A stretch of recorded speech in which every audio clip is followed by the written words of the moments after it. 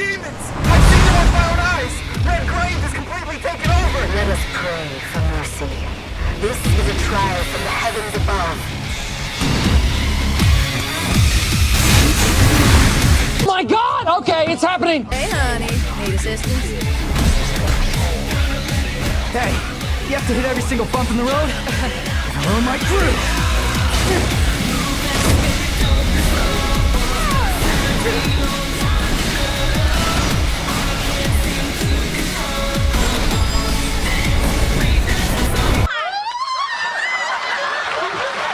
If the question of how hyped does a trailer need to be to get someone into an entire game series ever needed an answer, the answer would be Devil May Cry 5's reveal trailer. The triumphantly balls to the wall, over-the-top return of Capcom's veteran series was a brilliant assault on the senses that I found myself endlessly replaying over the weeks after E3. While the Devil May Cry series was one I was aware of prior to 5's reveal, as previously mentioned in my Bloodborne video, shameless plug below, action games, more specifically character action games, just aren't my thing. But on my 30th replay of that trailer, Devil Trigger officially stuck in my head. I knew I had to get into the series. There was something so brilliantly singular about its tone, to have something so over the top, without the need for serious undertones and mixing elements. So I went out and picked up the DMC HD collection, and made my first foray into this nearly 20-year-old series. This is my journey of getting into the DMC series in 2018.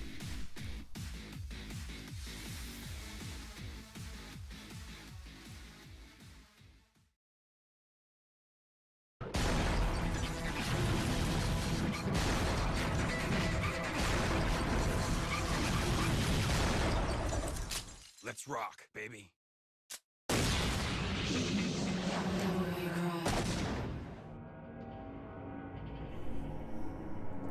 First is a game that started it all, not just being the starting point of an entirely new series for Capcom, but an entire new breed of action game for gaming, Devil May Cry. DMC is a game with an interesting history, and it's one that shines through in the finished product.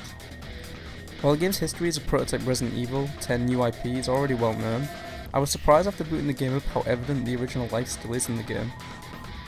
Movement at first is to say the least quite clunky, the camera angles are the kind of early 2000s I'm glad we left behind, and there is a surprising amount of downtime, slow walking through creepy gothic hallways, that I wasn't expecting when this was my reference point.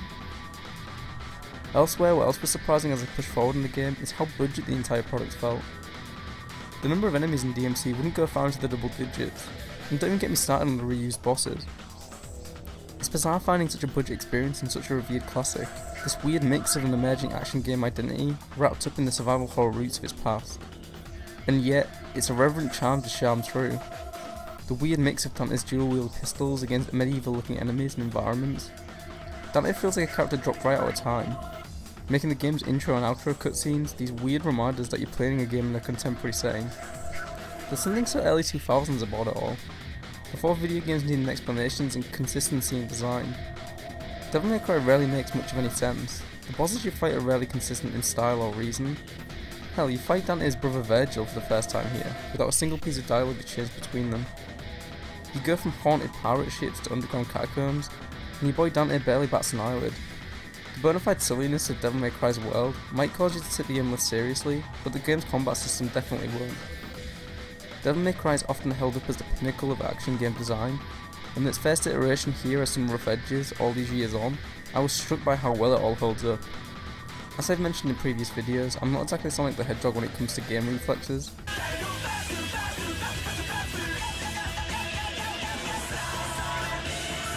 And there's one thing Devil May Cry doesn't abide by, it's slow reactions and button mashing. What did surprise me however was the lack of frustration. While the game's camera angles and checkpoint system creak with the rust of early 2000s design, levels and bosses still feel fair and fun, even with the copious trial and error they elicit. I'm looking at you, Nightmare, you fuck. I went into Devil May Cry expecting to find a stylistic but frustrating experience. What I found was a weird, aesthetically confused and divided little budget game with some incredibly rewarding gameplay. Despite the image of over-the-top action and stylized visuals that are attached to the series now, the first game is for the most part devoid of this image. It's a surprisingly simple little game that kept me hooked nonetheless, even when it was delivering this kind of cringe. I should have been the one to fill your dark soul with light. Trish, devils never cry. These tears are a gift only humans have. Overall, Devil May Cry 1 was just a satisfying experience. It was the right length, the right challenge, and just a lovely weird little dichotomy of influences and ideas thrown together in a way that shouldn't work, and yet it does, delivering one of the purest gaming experiences I've had in years.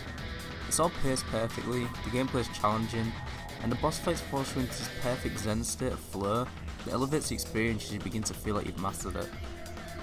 Devil May Cry is an incredibly simple game, and one that doesn't take itself too seriously, leading to a game that is equal parts rewarding and lovably ridiculous.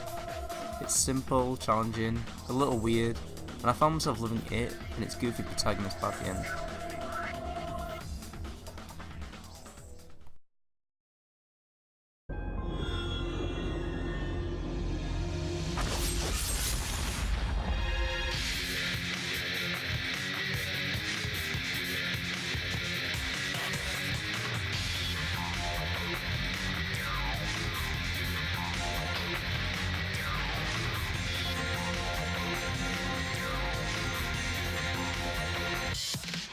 So Devil May Cry 1 wasn't exactly the game I expected from the series' image, but hey, maybe Devil May Cry 2 is where the series got its style and mistakes.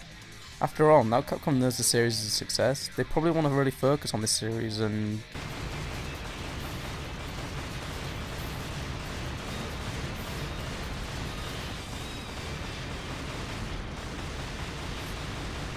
oh jeez. So yeah, what the hell happened here? Devil May Cry 2 might be one of the most confused and misguided video game sequels I've ever played. Gone is the addicting and challenging combat of the original. Despite the fact that DMC 2 didn't start life in a different genre and series like its predecessor, it manages to feel more unfinished and divided than that game. Combat, despite some nice animations and movement systems, feels weak and flirty, environments are massive and feel like unfinished zones from different games. Guns are so overpowered that a viable strategy for most boss fights is to sit in a corner and hammer square. Like, how did this happen? DMC is the poster child for punishing button mashing, and yet here in its first sequel, this is literally the most effective strategy. All the broad strokes of DMC 2's combat system are horribly designed, but there are so many little things that just make this experience worse. The way enemies get flung back on the last hit of your combo, so you have to chase them to the other side of the room, the sort of sticky running animation, the freaking marathon you have to partake in just to get to your objective in some of these zones, the fact that this game unceremoniously uses boss fights from the first down game for no reason, culminating in this amalgamation of cheap and uncreative design, where the second to last boss is just a giant mass made up of bosses from the first and second game. And even then you could cheese this shit like you wouldn't believe. There's so much bullshit design on display in DMC 2 that you'd think this was a budget game by a first time developer. Sure, let's do a boss where you have to avoid ads that will instantly take off half your health. And hey, once you beat the boss, let's leave all spawned ads on the field, because that's fun design. All of this is baffling enough on its own, but even in regards to the world and story, Devil May Cry 2 has all the bizarre inconsistencies and divided nature of its predecessor, but somehow manages to make them all worse. Things just sort of happen in this game. Dante shows up like a cameo character from another game. There are about 3 or 4 cutscenes that actually make what could charitably be called a story here. A villain appears, an ancient evil is summoned, Dante stops it, the end. I mean, it's not like I need a deep or complex story here. After all, we just came back from this. I'm not going anywhere! Besides, there's no place to go! Look around! This'll be your burial ground as well! But it's also goddamn lifeless. As well as being completely inconsequential, Dante says about 4 words here, and all of it is the wrong kind of triad. No. Devils never cry. The game's world is just inexplicably empty. Am I supposed to believe that this entire city has gone on holiday? In fact, the game's story has more to do with its secondary protagonist, Lucia. At least her campaign possesses a semblance of an arc.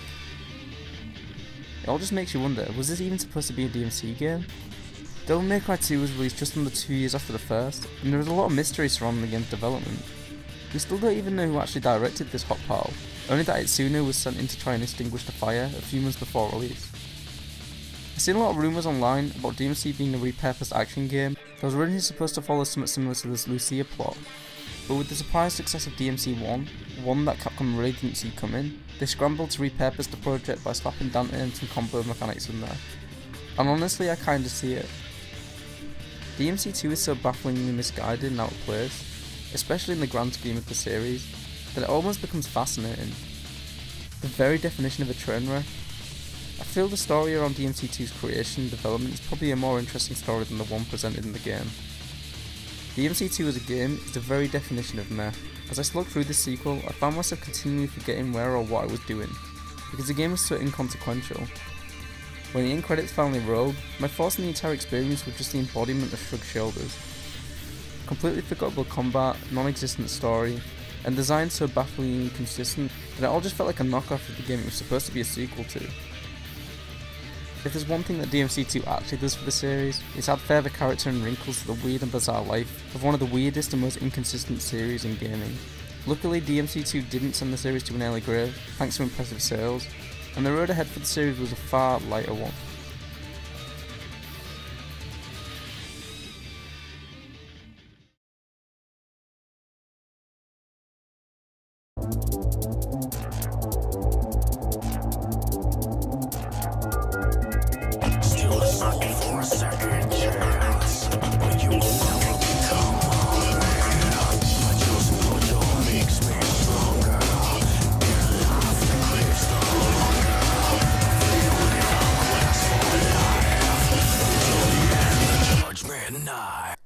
God damn, is this game badass. Devil May Cry 3 is the essence of everything that DMC is. Dante's prequel adventure laid down the framework for everything that both this series and the genre would be. From the opening cutscene, DMC 3 is pure style. The image of character action was born in full here. Dante's cocky attitude set against blurry and rock themes and over-the-top spectacle would pave the way for future games in the genre, and would set a new benchmark for stylized action. And man does it hold up. Straight away it all just works. From the moment Dante's store is ransacked by demons, the action feels like coming home after the boredom of DMC 2. Dante's awakening was kicking my ass in the first 10 minutes and I loved it. I practically had to relearn the precision, use of timing, and combos that the original demanded. DMC 3 really is the redemption arc of the series. Not only does it return to the finely tuned and technical game that made the first a classic, but it also brought with it the over-the-top style and character that is now known of the series. The story this time around is more than just a few cutscenes thrown in here and there to remind us what we're doing. Dante actually says more than 4 words here, and yet still keeps his quirky goofiness that made him lovable in the first place.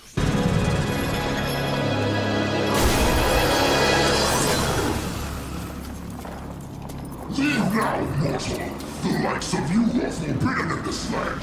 You who are powerless are not worthy to set foot here! Wow, I've never seen a talking mud before. You know, in a dog show, you'd definitely take first place. You are the human make a mockery of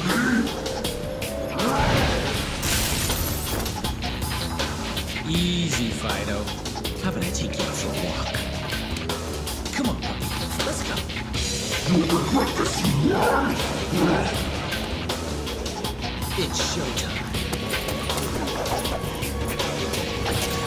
Come on. He's given real motivations and stakes. The introduction of his brother Virgil. You know, the dude we fought in DMC 1, but that Dante didn't seem to recognise. The side characters are an enjoyable mix of melodramatic and serious that contrast Dante's carefree attitude perfectly. There are actual stakes and reason for things to be happening beyond just because, and yet none of it ever feels goofy or out of place. Or if it does, it's intentional. The entire style and over-the-top flair that make the series so recognisable today are on full display here, and it's still just as enjoyable now. It just feels good to have a sense of place and some real consistency. For the first time in the series, it feels like Devil May Cry actually knows exactly what it is, and more importantly, knows what's important. Over-the-top spectacle and blistering action. DMC 3's combat doesn't do too much different to the original. However, unlike the original, there isn't any sort of divided design anymore, and hold over mechanics from its Resident Evil roots. Dante's third outing is the first time where the combat knows exactly what it is. The environments feel grand and imposing without turning into football pitches of DMC 2. Each enemy feels perfectly designed to test your combat skills, adding new wrinkles of strategy. The pacing is perfect, keeping the action high while constantly changing up the environment, and throwing in just a dash of downtime to break things up. Boss fights are challenging and practically demand your full focus and mastery of the combat system to overcome, through brilliant use of trial and error, though they are all short enough not to become frustrating. All of the weapons have a nice variety to them, with each having a unique set of combos and styles, without even getting into how you can switch weapons on the fly to create multi-combos. The guns take a little more of a backseat here, where in the first I was relying on the grenade launchers to do significant damage. Here I didn't really switch from ebony and ivory. DMC3's combat system forced me to love being aggressive. Where in most action games I typically take caution and try to keep my distance from enemies, in DMC3 you're punished for that kind of play. Instead you've got to assault your enemies, coming at them with a flurry of attacks and well-timed dodges. What's impressive about all of this is how incredibly well it all holds up today. Playing this game for the first time in 2018, I was prepared for a lot of archaic design and poorly aged elements. On the contrary, Dante's Awakening has aged like a fine wine, delivering one of the purest gaming experiences I've had in years.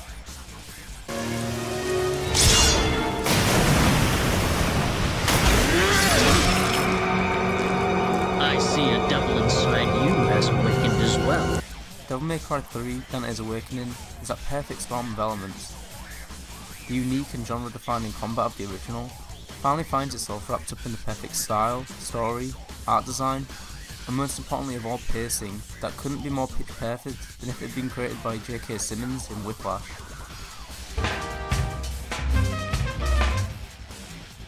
Not quite my tempo. DMC3 really is a perfect action game, and is even now, 13 years later, deserving of all the praise and revere thrown at it. There really are few games that have aged quite as well as this, and to feel almost timeless. DMC3 is the moment that action games finally clicked for me, the moment I finally understood the ardent fans of this genre. Whether you plan to play the entire series, or just want a gaming turbo shot, you need to play DMC3. Jackpot.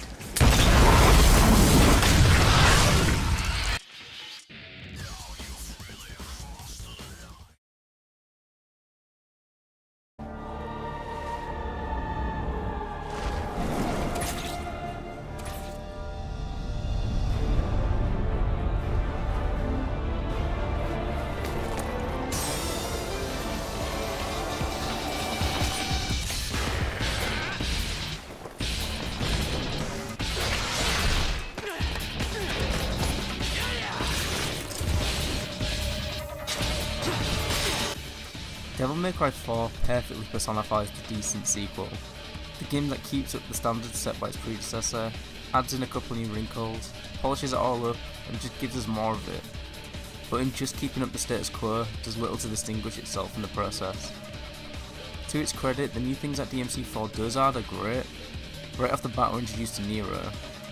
Yeah, I know he looks exactly like Dante, but people like change, okay? A younger, though equally gung-ho, half-demon, half-human, who after meeting for the first 5 minutes, proceeds to beat the crap out of our previous pro-tag Dante. Way to get the fanbase on this guy's side, Capcom. Luckily, Nero isn't just a young Dante doppelganger, and his most prominent addition to the DMC arsenal is the Devil Bringer. And oh man do I love this thing. Where in the previous entries, the only way to close the gap between enemies was Dante's thrust forward move, that would have you chasing enemies all the way across the arena. With Nero's Devil Bringer, you can pull enemies towards you. This simple addition adds so much to combat, basically covering all bases of downtime. Now you're in a near constant state of combo chaining, about to knock an enemy back with the final swing of your combo. Not anymore, you're not. Finish laying the punishment down on the demon pincushion, then it's straight to GET OVER HERE! His nearby friend. Adding on top of this, the Devil Bringer is a legitimate weapon of its own, adding further combo ability, and the real icing on this double chocolate cake is that it also has unique context sensitive moves. See these ice creatures? Take them for a spin. See these winged knights pretending to be angels? Fucking stab them with their own lances. The Devil Bringer really is the perfect addition to DMC, with just this one simple addition to the combat system, finally feeling like it fills out the purpose of the circle button. DMC3 was some god tier game design, but I must have used the circle button 5 or 6 times in the entire game, and DMC4 I was using the Devil Bringer non-stop. And then, pretty much as if it soon heard me complaining about the style system from the last game, we switch back to Dante, and the style system is back, only rather than picking 1 star for each mission, you'll get all 4 at once. And even more amazingly, they're actually useful now. The entirety of Nero's campaign in DMC4 felt like wearing a new pair of shoes. Sure they aren't as comfy, but hey, I got a nice new pair of shoes. And then in the last quarter we switch back to Dante, and it's like wearing the comfiest, most badass pair of slippers money can buy. Somehow they managed to make Dante feel exactly the same as he did in DMC3's combat, and yet just better in every way. The guy kicks like a horse, and the way the game sets him up as the demon slaying badass you've been building and moulding for prior games gets it this power fantasy that totally delivers.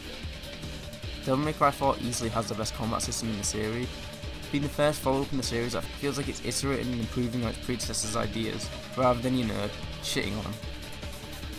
The entire game is just a complete power trip you want when playing a DMC game. It's visceral, satisfying as hell, and just a lot of fun to play. If for nothing else, the combat system in DMC 4 feels like it hasn't aged a day, and it's a cruise liner of a combat system. Unfortunately, there's a reason that DMC 4 doesn't get the almighty action game spotlight that DMC 3 does. It seems despite taking DMC 3's lessons in the combat department, whoever's in charge of level design and pacing didn't get the memo, because boy is DMC 4 lacking.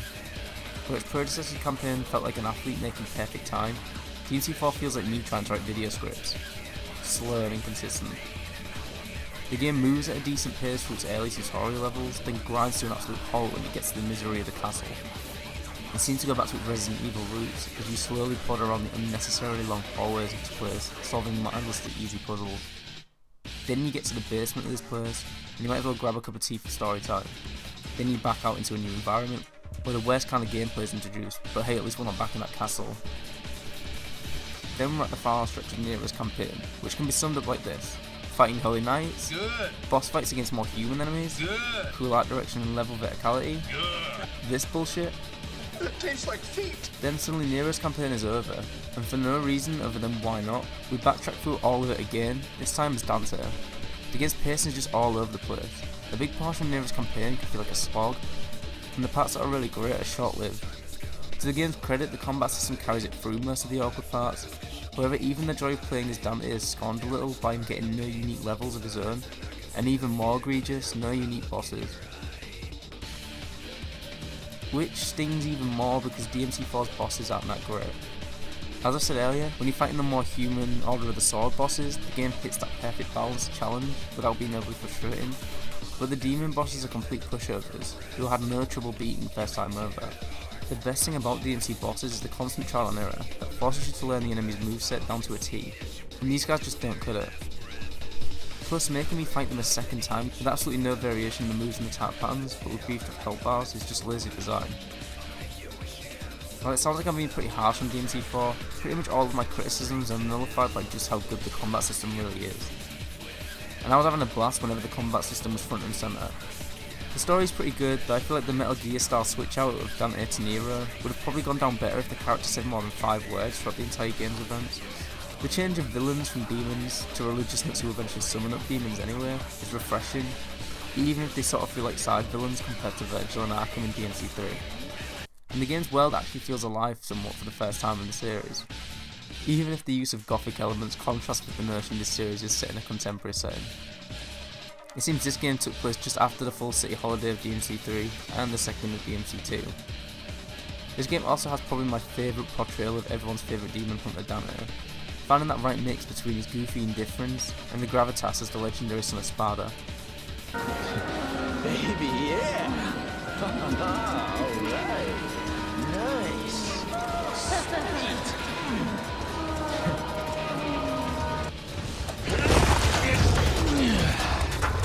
As appealing as that sounds, I think I'll pass.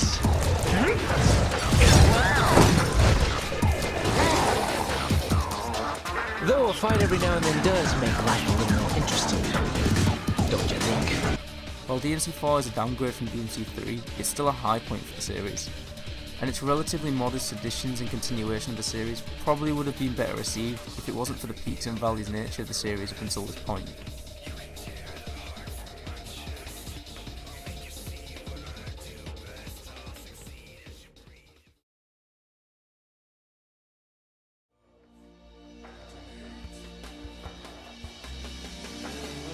Unfortunately, DMC 4's decent but not setting the world on fire reception, and the decline of Japanese-based franchises that bizarrely came about in the early 2010s would see Capcom looking to give the franchise a more Western-appealing coat of paint, and the official Devil May Cry series and lore was put on hold for a stylized reboot of the entire series by English-based developer Ninja Theory, called DMC.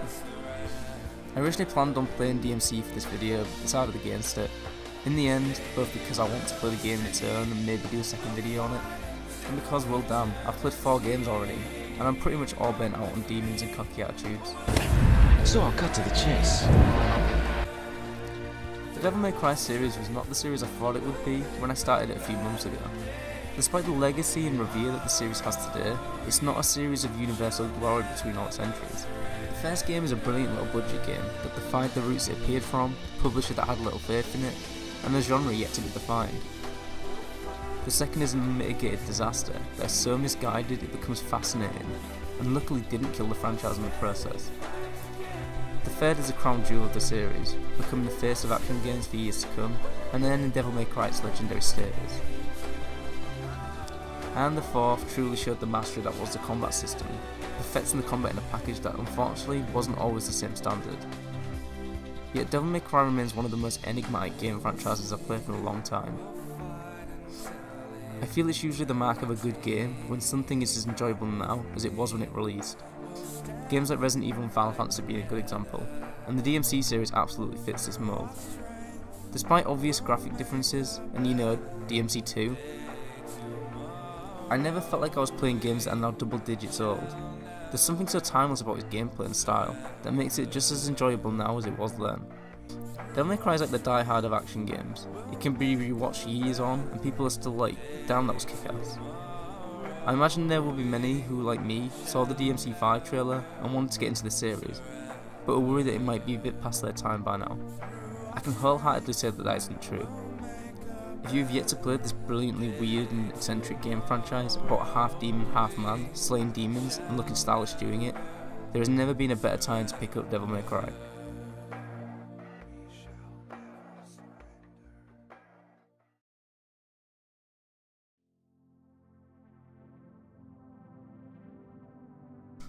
Well, goddamn, that was a long one.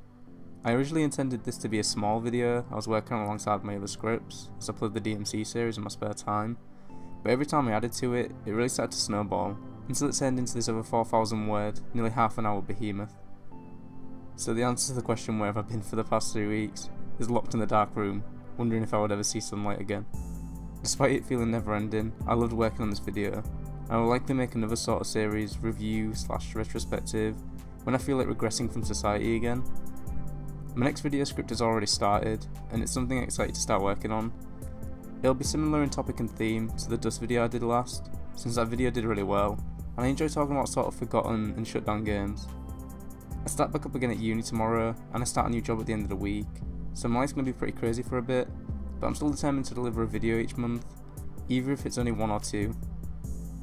As usual, if you like the video you know what to do. I don't take up too much floor space, so subscribing is always appreciated. Thanks for watching, and I'll see you next time on Why I Miss PlayStation Home.